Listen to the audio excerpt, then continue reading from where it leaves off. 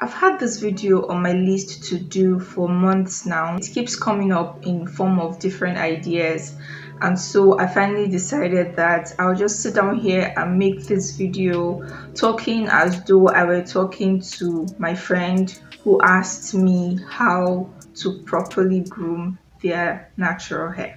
So I ditched relaxers in February of 2018. My hair was doing pretty well in length and in volume, and I used to get lots of compliments and questions about my hair until I cut it 2021. That means my hair is a little over 2 years. So I think 6 years is enough for me to gather some knowledge that I'm going to be sharing in this video, but not before I greet you. Hi guys, and welcome back to my channel. I am happy that you're here once again to watch this video. So if a friend asked me what to do to make their hair better, I would first of all ask them what type of hair they have. I know that when it comes to black women's hair, most people just put them into two broad categories. You either have relaxed hair or you have kinky hair. When you decide to go natural, you need to understand that your hair is either 4A, 4B, or 4C hair, depending on your curl pattern. Everyone does not have to be 4C. 4A hair is beautiful even if it is straighter than 4B hair. 4B hair is beautiful even if it is straighter than 4C hair, and each of them definitely have their advantages and disadvantages, which I am not going to go into because, like I said, I'm talking as though I were talking to my friend, so I'm being practical. So yes, what type of hair do you have? How dry does your hair get on a scale of 1 to 10? People do not really take the time to learn their hair type, but it is definitely important. I'm going to use the analogy of skin. So you either have normal skin, dry skin, sensitive skin, combination skin, or oily skin. Depending on your skin type, you are going to choose the care that is appropriate to it, and that is how it is with natural hair. If you do not know your hair type, it's going to be difficult for you to even determine how to properly care for your hair, and that goes as far as even the products that you are going to choose for your hair. You have to know your hair type to be able to choose the appropriate products for your hair. No, it is not anything goes. You cannot just go and get that conditioner, that shampoo, simply because that is what your favorite influencer uses. And by favorite influencer, of course, I know that you have someone who is hair goals to you. But I also want you to know that genes play a huge part in the type of hair that we have. Not everyone is born with good hair. Some people have it naturally, and all they need is little maintenance to keep that hair healthy, just the same way some people are born with normal skin. Some of us are not so lucky to be born with healthy hair, and so we have to do extra for our hair. Just like someone who has oily skin would have to do extra, someone who has dry skin would have to do extra to keep the moisture in their skin. And so you find that while they are able to get away with using a certain product, it might not work the same way for you. Now, I spoke about healthy hair. What is healthy hair? As far as I'm concerned, healthy natural hair is moisturized hair that is therefore not prone to excessive breakage. And also, I'm going to add that hair that does not have bald spots here and there. The number one need of natural hair is moisture. I know that when we were relaxed, we always used to run away from water touching our hair and from the rain.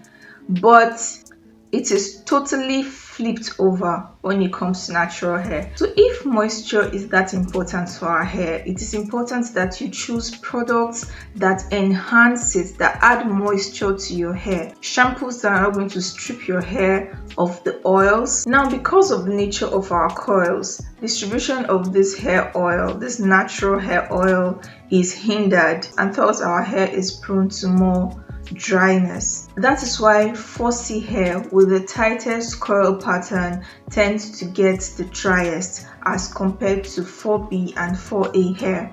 I know that everyone wants 4C hair. because that's as kinky can get. But this is the hair that tends to break a lot, and you have to do extra to keep your hair moisturized.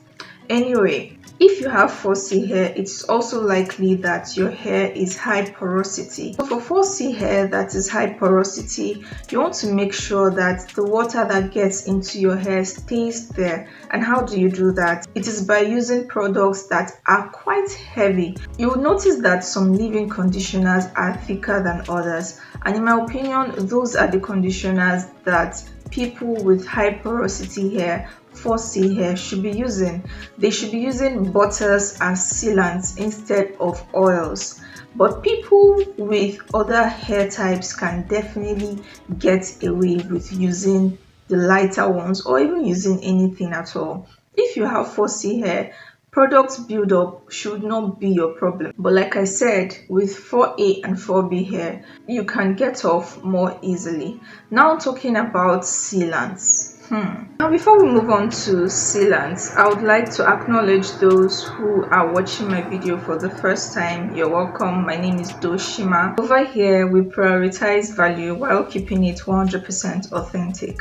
So if you like what you see, or if that sounds like something you might be interested in, please go on and hit the subscribe button, and just know that you'll be making my day if you do that. So yeah, let's talk about the almighty hair growth oils. I hate to break it to you, but these are not the miracle workers that they are made out to be. There are tons and tons of videos on YouTube showing natural hair oil, DIY natural hair oils that are guaranteed to grow your hair overnight. There is no such thing. What these growth oils do at best when applied to the scalp is to stimulate new hair growth. And when applied to the hair, of course, they help with the strength of your hair, hence less breakage. And if your hair is not breaking as much, then you are sure to retain length. I don't know if that makes any sense, but what I'm simply saying is these hair oils can make your hair fuller and longer, but it is definitely not overnight, and it has to be through consistent use. Essentially, it's going to take a while for you to get the hang of things. I mean, it doesn't happen overnight. You get to learn your hair because your hair needs are peculiar to you. So you do not want to follow blindly all the reviews and advice that you get on the internet. You don't even have to take my word for it, but definitely do your research. And when you go out to get a product, if it doesn't work, please discontinue using, because you might be doing more harm than good to your hair. Lastly, and very importantly, love your hair and your hair will love you back. Take for instance a baby. If you love a baby, you know when they start to stool, you know when they're spitting up unusually, you know when they have a hiccup. Pay much attention to your hair. Only then will you be able to understand your hair needs better and meet them. And I promise you that your hair will reward you. That is essentially all that I have to say in this video. Thank you guys for watching. If you enjoyed this video, kindly give me a thumbs up. It will let me know that you enjoyed it really. Subscribe to my channel. If you have comments in the comments section, I'll definitely love to hear from you. Share this video with people you think it might be helpful to, and I will see you in another video. Bye.